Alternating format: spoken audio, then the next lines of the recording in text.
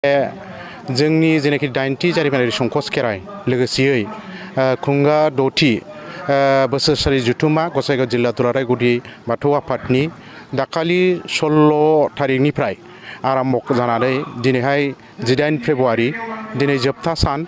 दा दिनैनि फुंनिफ्राय जोंहा हाबाफारि दंमोन जे दुलाराय गुदि बाथौ आफाद लोगोसे गसाइगाव जिल्ला दुलाराय गुदि बाथौ आफादनि लाइमोन आफाद, अजा आफाद, लोगोसे माइनाव आफाद, गागि आफाद बिनि मोनफ्रोमबोनि फिरफिला उरायहोनाय लोगोसेयै 11टा दख'रा थानाय जोंनि जिल्लानि सिङाव बिथांमोननि फिरफिला उरायहोनाय हाबाफारिखौ जोङो फुङावहायनो खालामदों। बेनि लोगो लोगो जोङो जे बाथौ धोरोम खान्थिजों हाबा होनाय बेनि सायावहाय सुजु आफादनि मोनसे सावराय मेल खुंनाय जादों। बे सावराय मेलाव जों दासिमबो थिरां खालामनो हायाखै, बेखौ जोङो माखासे साननि उनावहाय थि खालामगोन। बेनि उनावनो जोंहा 12 बाजिनाय लोगो लोगो गेवलां मेल दङमोन। दा बे गेवलां मेलाव बिटिआरनि गाहाय मावफुंगिरि सोद्रोमा मानगोनां श्रीजुत प्रमद बर' बिथाङा बाहागो लानांगौमोन, नाथाय बिनि बदलै इउपिपिएल दोलोनि मिरुनि गाहाय नेहाथारि मानगोनां श्रीजुत राजु नार्जारि बिथाङा बाहागो लाफैदों। लोगोसेयै रेवरेवा नार्जारि मावफुं सोद्रोमा बिटिआरनि बिथाङाबो बाहागो लादों। लोगोसे जिरन बसुमतारी 18 नं गसाइगाव बियाबनि मानगोनां एमएलए बिथाङाबो बाहागो लादों।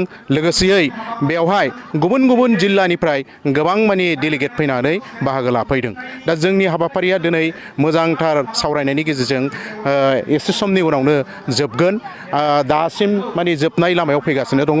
दा जोंनि हाबाफारियाव मोजांथार जादों आरो बे मोजांथार हाबाफारिखौ जाफुंहोनायनि थाखाय साफ्रोमबो जोंनि बाथौ सिबिसुला रायजो राजा, आइ आफा, बिदा फंबाय गासिखौबो आङो नैबे खुंफुं आफादनि जानानै हाजासे साबायखर बावहरो। बाथौ आफादनि जानानै आङो बेखौनो मेसेज होनो सानो जे साफ्रोमबो जोंनि बाथौ सिबिसुला रायजो राजा, आइ आफा, बिदा फंबाय बिथांमोनहा जे बाथौ धोरोमनि जेनाखि नेमखान्थि, बे नेमखान्थिखौ जोङो मोनफ्रोमबो जोंनि न'खर, जोंनि बियाब, जोंनि बाथौ थानसालि बेफ्राव जोङो मोजांथारै फालिनांगौ।